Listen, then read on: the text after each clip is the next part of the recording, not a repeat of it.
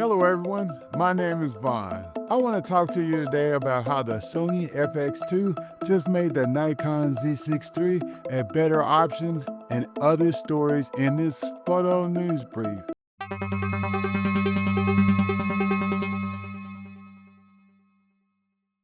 Well, if you've already heard the news, the Sony FX2 was just released.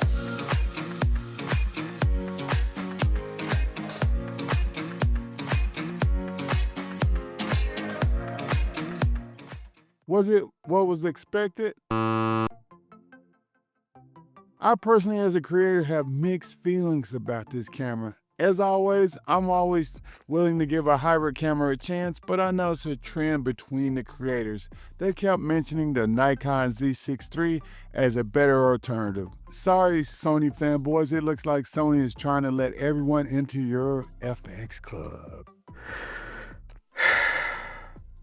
Now with any mirrorless camera, you're making an important decision based off your needs, whether you need a photography or video camera. Let's compare the Nikon Z6III and the Sony FX2. It's time for some specs, my friends. Here are the specs of each camera. I will skip some of the specs because I would make this video an hour long. Let's start with the sensor. The Nikon Z6III has a 24.5 megapixel full frame backside illuminated partially stacked sensor. The Sony FX2 has a 33 megapixel full frame exmor sensor. The Nikon Z6III has 5 axes at up to 8 stops of image stabilization, while the Sony FX2 has a 5-axis image stabilization up to 5.5 stops. And as you can see already, the stops, and what that means is with the image stabilization, you're going to get a little bit more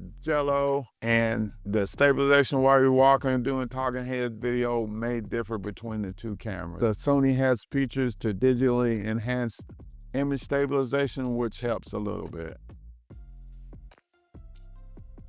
So let's move on to the processor. The processor for the Nikon Z6III is an Expeed 7, while the processor for the Sony FX2 is a BIONZ XR, and both of these are borrowed from previous models. If you haven't already noticed, there's a trend in the consumer market to trickle down older proven technology to lower end products. Nikon and Sony are continuing this trend by using technology from popular cameras like the Nikon Z9 and the Z8. And Sony is using the A7 IV. As for the mount, the Nikon uses the Nikon Z mount and Sony uses the E mount. Let's move on to the photography specs. For the Nikon Z6III, there's raw 14-bit compressed or high efficiency, 14 frames per second with mechanical shutter, 20 frames per second with electronic shutter, and that's in raw.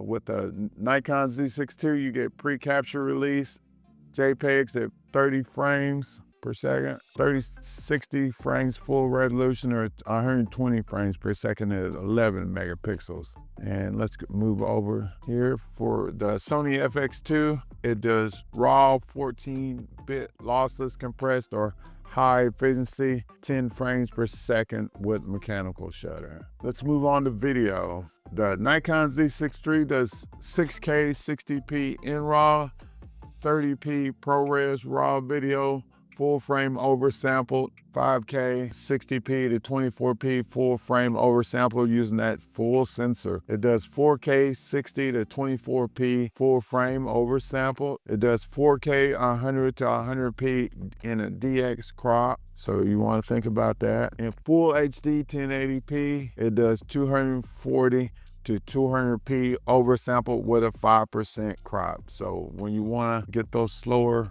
speeds, you're going to incur a crop. At full HD, you can get 120p to 24p full frame oversampled. Also for the Nikon, you get 10-bit H2.65, 8-bit H2.64. You get MPEG-4 with stereo audio, MPEG-4, and move containers. You also get in-RAW Kodak, 12-bit Kodak, 6K.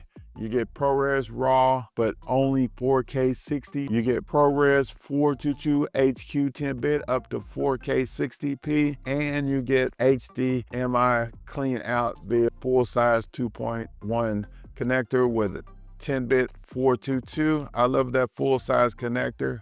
You also get in-log with HDR and Atmos start-stop supported. You get on-camera stereo mic line jack, headphone jack, which are great. With the Sony FX2, it's geared more towards cinema, but let's see what the FX2 has. Let's see what the video features are for the Sony FX2. In video, when recording in XAVC HS format, 29.7p or 25.25p is not available. Oh, that's starting out great. The camera will do 7K oversampling if it's used with full pixel readout and no pixel binding when shooting full frame 4K, and 4K 60p recording is available in Super 35 mode with 10-bit depth, 422 color sampling, and efficient MPEG HEVC H.265 codec and intro recording including DCI 4K. It has 422 10-bit or 16-bit raw output to external recorder. For internal recording, the FX2 primarily uses XAVC-HS and XAVC-S and XAVC-S ID codecs. Those are Sony proprietary. The FX2 does not have internal ProRes RAW recording, but it does support 16-bit RAW output via HDMI. The Sony FX2 is basically for those that want to take stills to set up their shots on set. If you're a vlogger and don't need ProRes or ProRes RAW without the external monitor, then you might consider this camera. Plus, like the Fujifilm camera, there are LUTs in the camera that you can apply.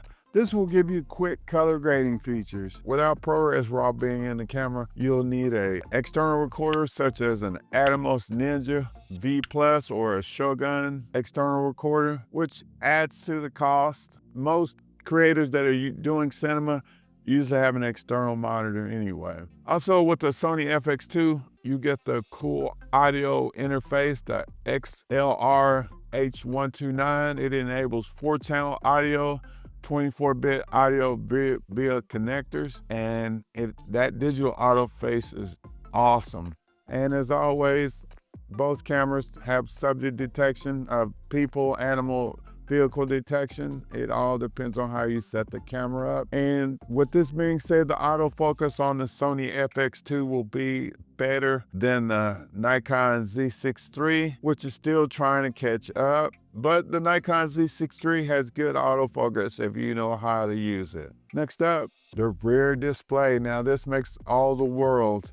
The Nikon has a 3.2 touch LCD that is 2.1 million dots and it's fully articulating, while the FX2 has an old, outdated 1.3 million dot fully articulating screen, which basically, if you're using an external recorder or a monitor, which most of you'll probably be using with the FX2, then this is negated. Let's move on to the viewfinder. The viewfinder is 5.76 million dot and is OLED EVF, while the Sony FX2 has that new tiltable 3.68 million dot tiltable EVF, which is still out there. It's new. I like it. It's a great gimmick.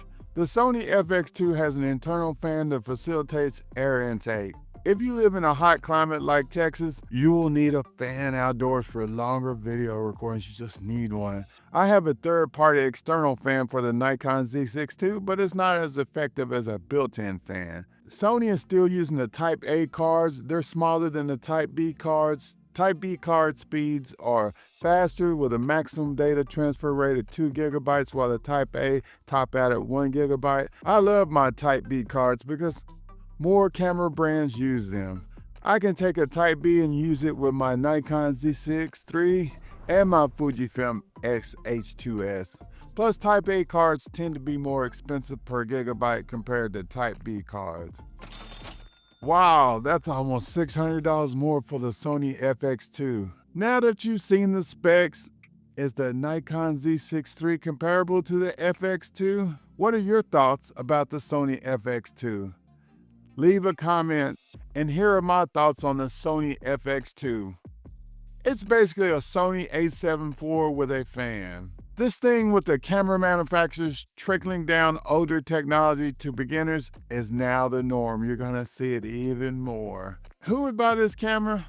Me, if I was a beginner and I saw those awesome movies that were shot with the FX3. Naturally, I would think I could capture some of that magic in a lower end model. In my final opinion, this camera is positioned for still photographers that want a part-time cinema camera that's not a cinema camera. Next, let's talk about what Canon is cooking in Q4. According to Mirrorless rumors, the Canon R6 III will be announced in Q4. This camera will have a higher resolution sensor. The Canon R6 III is rumored to have a 24 megapixel sensor. If Canon went with a bigger sensor, it would compete with the Sony a7 IV. Finally, according to Canon rumors, as sourced from Sony Alpha rumors, hey, 2 rumor sites can't be wrong, right? Sigma is releasing 2 APS-C lenses, the RF 1740mm f1.8 and the RF 12mm f1.4. Sorry, no full-frame lenses at this time for you Canon shooters. Look for the announcement during the B&H Photo Build Expo in New York on June the 17th, 2025. And that's it for this photo news brief. Watch my other photo news briefs, and thank you for watching.